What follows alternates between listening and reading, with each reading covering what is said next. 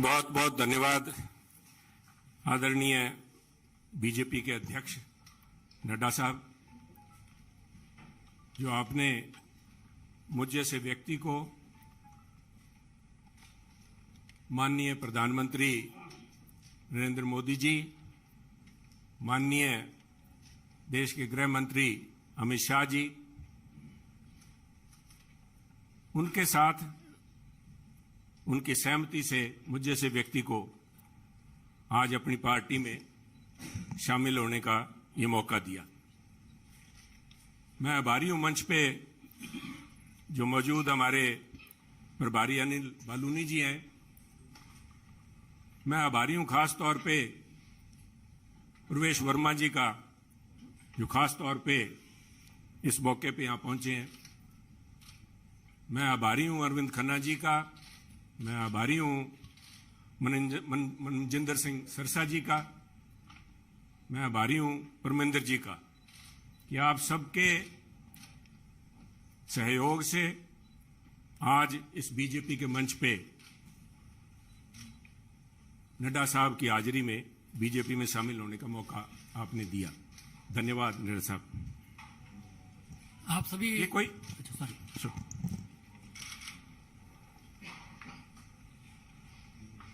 कोई आसान काम नहीं होता।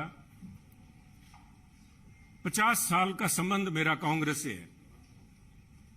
हमारी 3 पीढ़ियां कांग्रेस पार्टी में सन 1972 से लेकर आज 2022 तक हमने पार्टी को अपना परिवार समझ के अच्छे बुरे समय में साथ रहे हैं। और एक चीज जो मैं समझता हूं, जिसकी वजह से, जिस आत्मीयता से और जिस खुले दिल से बीजेपी के शीर्ष नेतृत्व ने और नड्डा साहब ने आज मिलने का मौका दिया, उसका सबसे बड़ा कारण था कि सुनील जाखड़ ने राजनीति को निजी स्वार्थ के लिए इस्तेमाल नहीं किया। सुनील जाखड़ ने कभी तोड़ने का काम नहीं किया। हमने सभी हमेशा कोशिश की है, शायद सफलता ना मिली हो, जोड़ने का काम किया है। और मैं एक ऐसे सूबे से संबंध रखता हूं, एक ऐसे प्रांत से आता हूं जो गुरुओं, संतों, पीर, पैगंबरों की धरती मानी जाती है। अगर राष्ट्रीयता की बात, जैसे नड्डा साहब ने बार बार जिस बात को एम्फेसाइज किया है, आज अगर जहां देश की जरूरत राष्ट्रीयता की भावना की है, वहां अगर राष्ट्रीयता कहीं से चालू होती है, जिसे कहते हैं उर्स्प्रुंग, द बेसिक जेनेसिस राष्ट्रीयता, वो तभी पैदा होती है जब समाज में राष्ट्रीयता की भावना हो, एकजुटता की भावना हो। और पंजाब का मूल मंत्र ये रहा है, गुरु नानक देव जी ने सर्व साझीवालता की बात कब की थी। आज भी उस पर पहरा देने के लिए पंजाबी उसी तरह तत्पर खड़े हैं। अगर सुनील जाखड़ ने आज एक परिवार से 50 साल का रिश्ता तोड़ने की नौबत आई तो कोई आधारभूत बातें थीं, किसी कोई व्यक्तिगत झगड़ा नहीं था। झगड़ा राष्ट्रीयता को लेके, पंजाब की अखंडता को लेके, पंजाब की जो भाईचारा है, भाईचारक सांझ है, जिसको कि टेररिज्म AK-47 की गोलियां नहीं तोड़ पाई। जहां आपसी भाईचारे में, चाहे वो सिख हो चाहे हिंदू हो, उनके अंदर किसी किस्म का कोई द्वेष की भावना पैदा नहीं हुई। 25,000 से ज्यादा पंजाबियों ने कुर्बानी दी। पर आप भी गवाह हैं, साहब पड़ोसी दे, आपका तो पड़ोसी सूबा है। आप तो जब हिमाचल से चलते हैं, पंजाब के बीच में से होके जाते हैं, कभी भी कोई फर्क नहीं आया। किसी किस्म का कोई किसी सोच ही नहीं आई। और उसी राष्ट्रीयता की भावना के लिए पहरा दे के सुनील जाखड़ ने अपनी 50 साल की जिंदगी का वही मूल मंत्र था। परंतु दुख इस बात का है, मैं बड़े भरे मन से कह रहा हूं कि आज जब अपने परिवार से नाता तोड़ के दूसरी जगह जब मैं आया हूं यहां पे, तो उसका कारण यह था कि सुनील की आवाज, सुनील को इस बात के लिए कटघरे में खड़ा किया गया कि उसने इस बात का विरोध किया कि आप पंजाब को जाति पाति धर्म के नाम पे नहीं तोड़ सकते। पंजाब को आप परसेंटेज में नहीं दे सकते कि ये अमुक जो धर्म है, अमुक जाति है, अमुक समुदाय है, उसकी परसेंटेज कितनी है, 30% है, 40% है, 15% है। मैं समझता हूं पंजाब एक सूबा है जिसने देश के लिए template has established a template for the country. Every single citizen has the same right as anybody else. सबको बराबरी का, there is no second class citizen in Punjab. और इस भावना को लेके पंजाब अग्रणी सूबा रहा है, चाहे वो हमने देश की सीमाओं पे लड़ाई लड़ी है, चाहे देश के विकास में, हर सूबे प्रांत में पंजाब ने अपना नाम कमाया है। कुछ लोग बात करेंगे क्योंकि हुआ क्या, कोई एक व्यक्ति की बात नहीं है कि एक व्यक्ति ने बोल दिया और संबंध टूट गया। वो कहना कच्ची यारी है, नहीं सन इस तरह नहीं टूटा करती। ये कोई शीशा नहीं है जो 50 साल का संबंध है। कहते हैं कोई शीशा नहीं है कि पहले हम इंसान हैं, हमने रिश्तों को निभाया है असूलों की तरह, पर जब असूल ही टूट जाएं, जब हम अपने सिद्धांत से हट जाएं, अपनी आइडियोलॉजी से हट जाएं, तो मैं समझता हूं this is a right time to have a rethink. उसको सारा सोचना पड़ता है कि हम जा किस तरफ रहे हैं, आज किस तरफ बढ़े जा रहे हैं। तो उसको लेके मैं समझता हूं कि यह निर्णय लिया गया। और क्यों निर्णय लिया गया, बीजेपी के पास, मैं क्यों बीजेपी के आपके यहां आज मंच पे बैठा हूं। सब तरह तरह की अटकलें लगाई जा रही थी सुनील को लेके, कयास लगाए जा रहे थे, क्यों बड़ा स्वाभाविक था। जिस दिन से नड्डा साहब आपने देखा कि मैंने गुड बाय बोला, मेरी तरफ से तो गुड बाय 11 तारीख को, जिस दिन मैंने देख लिया कि आवाज के ऊपर पाबंदी लगाने के लिए नोटिस जारी किए जा रहे हैं, तो आवाज नहीं रोकी जा सकती। सुनील को आप पद से हटा सकते हो, किसी से दूर कर सकते हो, सुनील की आवाज गिरवी नहीं रखी जा सकती। आवाज राष्ट्रीयता के लिए उठेगी। परंतु क्या कारण बने न साहब, मैं आज कुछ बातें आपसे शेयर, आपके पास अगर मुझे पता है आपको जयपुर भी जाना है, फिर 2 मिनट में लूंगा आपके कीमती समय के।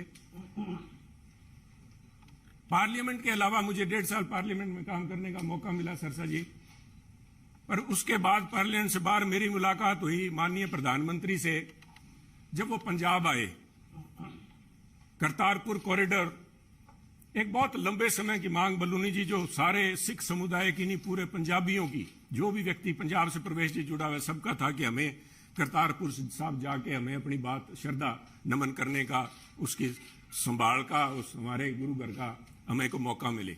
उस समय यह सौभाग्य था कि मुझे वहां पे प्रधानमंत्री जी के पास बैठ के गुरु का लंगर छकने का मौका मिला, उनसे बात करने का मौका मिला, उनकी भावनाएं समझी। वो तो एक मुलाकात थी, एक मुलाकात से 50 साल के संबंध नहीं टूटते।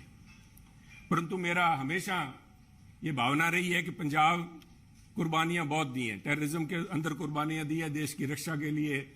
जब भी मौका पड़ा है, चाहे जब से धाड़वी पंजाब आने लगे हैं, चाहे उसके बाद पाकिस्तान हो, चाहे चाइना हो, हर पंजाबियों ने कुर्बानियां दी हैं। और उस कुर्बानियों को चलते मेरे एक मानना था हमेशा ही कि भी मौका लगा तो प्रयास करेंगे कि पंजाब को एक स्पेशल स्टेट का स्टेटस दिया जाए। नड्डा साहब, कागजों में तो अभी फॉर्मली नहीं दिया गया, कॉन्स्टिट्यूशनली तो नहीं दिया गया, बहुत सी मजबूरियां, सरकारों की वक्त की मजबूरियां होती हैं। परंतु मेरा मानना है कि व्यवहारिक तौर पे माननीय प्रधानमंत्री ने पंजाब को स्पेशल स्टेटस दे दिया। और उसका जीता जागता सबूत है जब माननीय प्रधानमंत्री ने लाल किले पे हिंद की चादर गुरु तेग बहादुर जी का 400वां प्रकाश दिवस मनाया, तो मैं समझता हूं कि उनके जो सबसे ज्यादा कट्टर विरोधी थे, उन्होंने भी अपने दिल में स्वीकार किया कि वो पंजाब की नब्ज समझ गए। पंजाब की जो भावना है कि पंजाबी मिलजुल के मानस की जात सब एक को पहचान बे, कहां कश्मीर के पंडितों को लेके चाहे आज तक संघर्ष चल रहा है, कब गुरु साहब ने यहां पे इन मुगलों के पास आके अपनी कुर्बानी दी थी।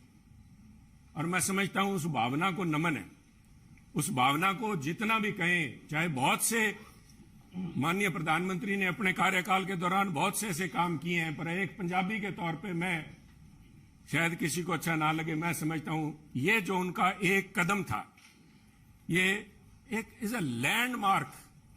इसने अपने आप लोगों की भावनाएं, लोगों की आज भावनाएं उनके साथ जुड़ी। और मैं समझता हूं कि आज मेरा यह सौभाग्य है कि पंजाबी होने के नाते और गुरु साहब की उस धरती से आते हुए, जैसे गुरु नानक देव जी के बारे में अल्लामा इकबाल ने कहा था कि फिर उठी सदा आखिरी एक तौहीद की पंजाब से, मर्दे कामिल ने जगाया हिंद को एक फिर ख्वाब से। आज मैं समझता हूं फिर वही भावना पंजाब से लेके यहां पे उस भावना, उस अलग की, उस ज्योति की एक उसको लेके मैं आज बीजेपी में आया हूं। और मैं समझता हूं कि आप लोगों के सहयोग, आपके मार्गदर्शन, माननीय प्रधानमंत्री अमित शाह जी के मार्गदर्शन में अगर मैं रत्ती भर भी देश में और पंजाब के लिए उस अखंडता को कायम रखने में कामयाब होता हूं तो मेरा जीवन सार्थक मैं मानूंगा। आपका बहुत बहुत धन्यवाद। जय हिंद, जय हिंद साहब। इस कार्यक्रम में शामिल होने के लिए आदरणीय राष्ट्राध्यक्ष जी का बहुत बहुत धन्यवाद। और मीडिया के सभी साथी, बहुत कम समय में आप सब लोग आए, आप सबका बहुत बहुत धन्यवाद।